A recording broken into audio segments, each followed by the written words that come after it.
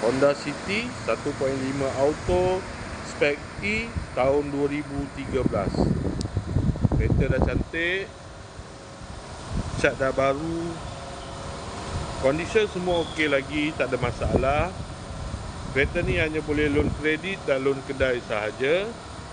Kalau nak beli cash pun boleh. Kalau berminat boleh datang kedai, tengok kereta, boleh test drive. Kereta ni accident free, boleh jalan jauh, tak ada masalah. Jom kita tengok bahagian dalam.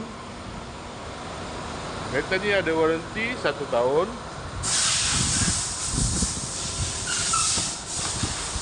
Dalam masih cantik lagi.